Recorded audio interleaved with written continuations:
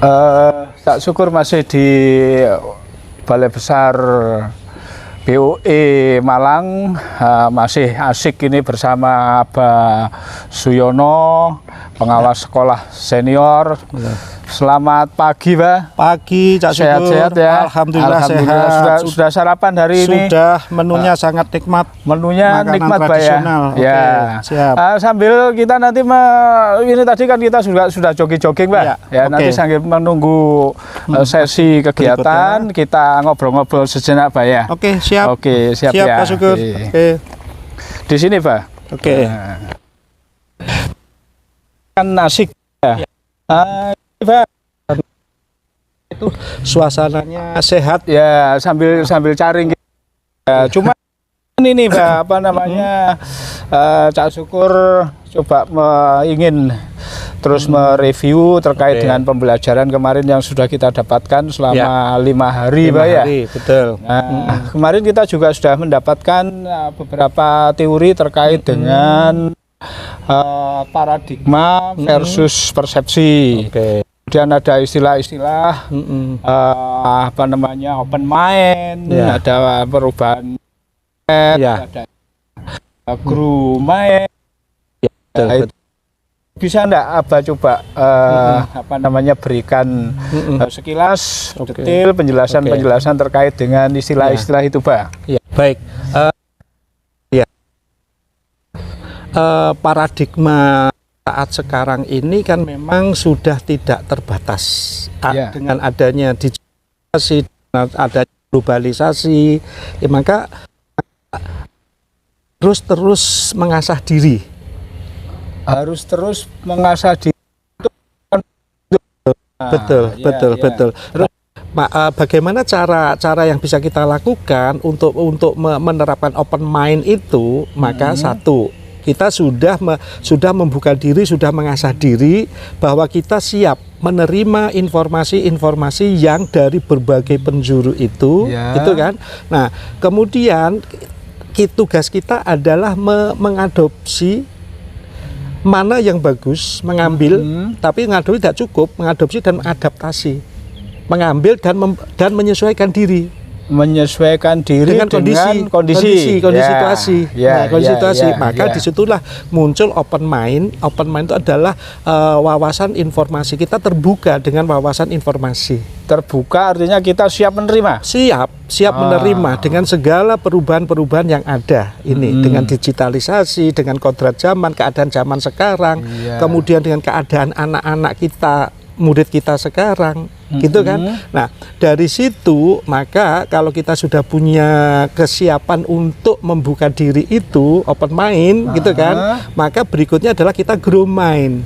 Grow mind itu adalah menumbuh kembangkan. Grow mind. Ya, menumbuh kembangkan apa yang kita dapat itu. Nah, dalam rangka grow mind itu maka kita membangun jejaring.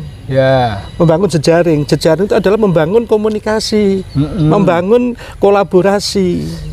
Lewat mana? Ya, kita punya teman, kita punya mungkin digital juga bisa kita pakai. Artinya teman kita itu kan juga tidak terbatas oleh ruang ini. Betul. Sekarang sudah dengan ruang seperti ini, Cak Syukur, di Lumajang, saya di Jombang, itu kan juga ruang lewat WA, kemudian mungkin juga lewat Facebook, lewat TikTok, lewat mana kita kan bisa saling berinteraksi. Itu jejaring yang dibangun. Begitu. Manakala kita sudah membangun jejaring itu, tentunya kita akan dapatkan informasi baru, ya kan, strategi baru mungkin juga, gitu kan. Kemudian kita juga mendapatkan praktek-praktek baru, praktek baik baru dari jejaring kita itu tadi. Siapapun dia. Nah, itu supaya menginternalisasi pada diri kita, maka kita harus open heart, menerima itu dengan tulus dan ikhlas hatinya. Jangan, apa itu Cak Syukur, mohon maaf, apa itu Pak Yono, mohon maaf. Tapi kita ambil positifnya, ambil nilainya, value-nya apa, itu kita ambil. Hati kita menerima itu, kata kuncinya. Jadi open mind, grow mind, terus open heart. Mau menerima, harus legowo gitu, legowo bahasa Jawanya, legowo. Nah, nanti kalau dihubungkan dengan kurikulum merdeka itu namanya KSE, keterampilan sosial emosional. Nah, itu kalau di Jawa KSE itu adalah pan, papan, adepan. Apa itu, Pak? KSE. Papan, adepan. Apa itu? Pan itu adalah kondisi. Ya. Kita di mana? Pan, siapa kita? Diri kita. Menemukan diri kita, siapa diri kita. Maka bahasa saya untuk pan itu adalah sadar diri, sadar kondisi, mohon maaf, dan bahasa Jawa adalah sadar ini. Ayo bahasa Jawanya apa ini? Iya. Apa bahasa Jawanya apa ini? Sadar apa ini? Mawas diri bukan? Bukan. Bukan, Ini wajah itu Jawanya apa? Rai. Nah, itu. Jadi sadar diri, sadar posisi, sadar ini. Artinya ngerti sapa ingsun gitu, Pak. Betul.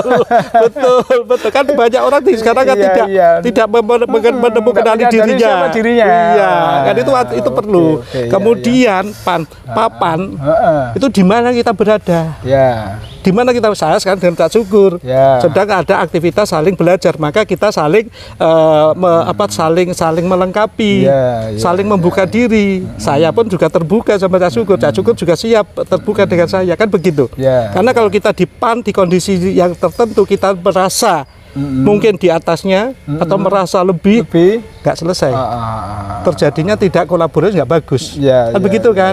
Nah itu papan. Artinya kalau seperti itu kan berarti tidak open heart. Loh, kok double? Loh, kita kan dari sadar diri kan bagian dari open heart akhirnya. Kita kan sudah open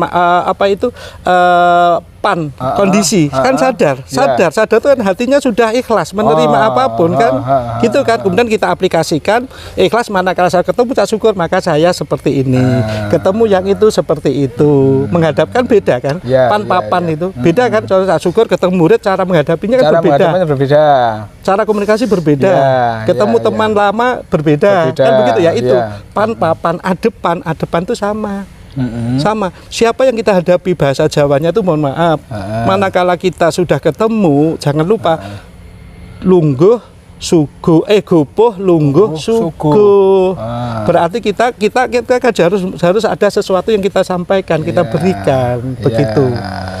Itu di open di hubungannya dengan KSE tadi di kurikulum Merdeka. Nah, ini kita sambung nih, Pak. Ini Cak Syukur jadi banyak belajar ini ya. ini jero ini, Pak. Jero itu sama dengan dalam, guys. Dalam, guys ya. Nah, ini kita kaitkan dengan SMK, Pak.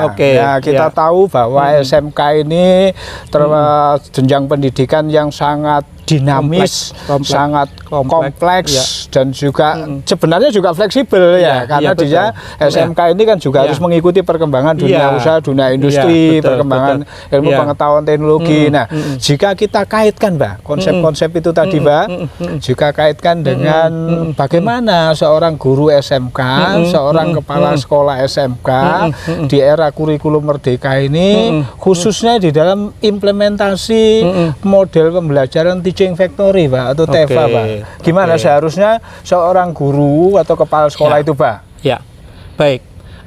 Guru atau kepala sekolah hubungan dengan pembelajaran teaching factory, itu teaching factory kata kuncinya adalah pembelajaran yang berorientasi pada dunia usaha, dunia industri.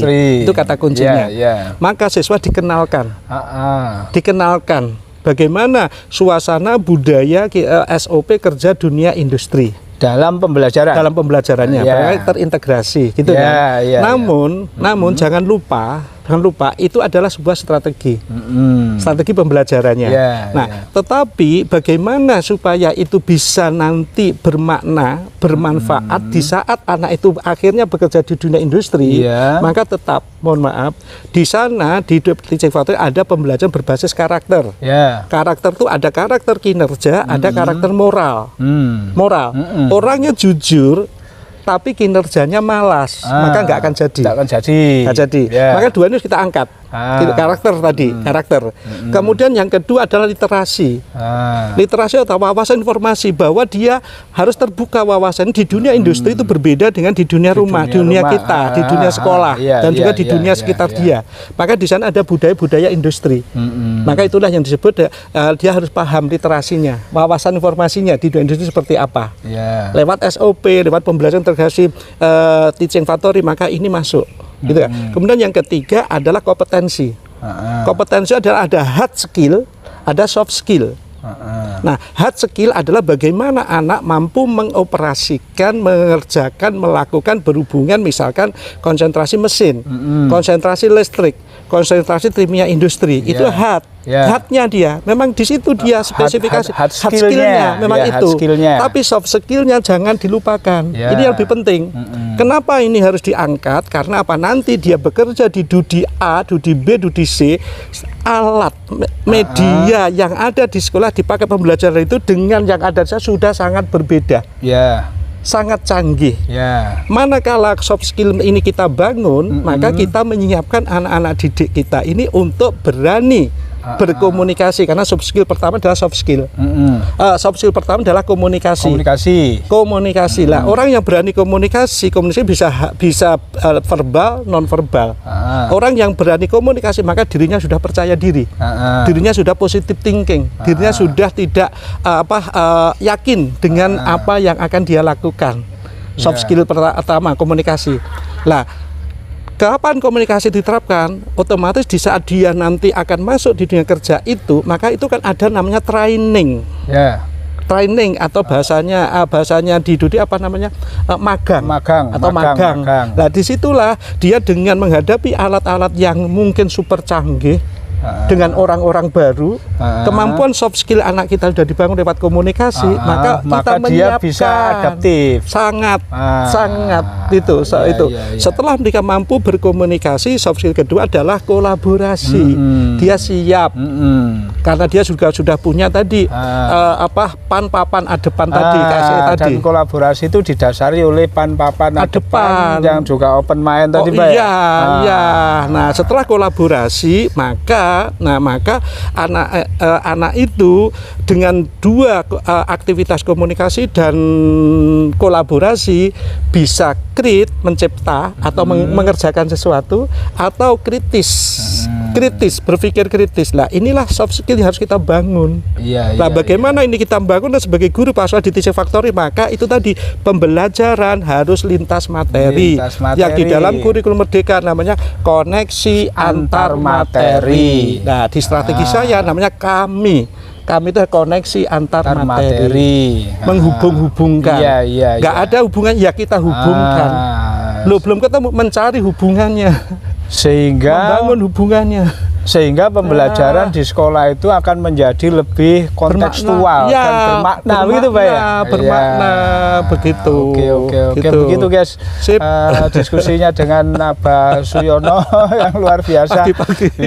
Pasti menginspirasi nih, Pak. Buat dunia SMK ini, Pak. Karena dunia SMK itu tadi penuh dengan perubahan-perubahan itu. Butuh inovasi, butuh kreativitas. Itu sangat butuh itu. Oke, terima kasih Pak. Terima kasih. Yuk, kita lanjut kegiatan. Oke, aktivitas berikutnya.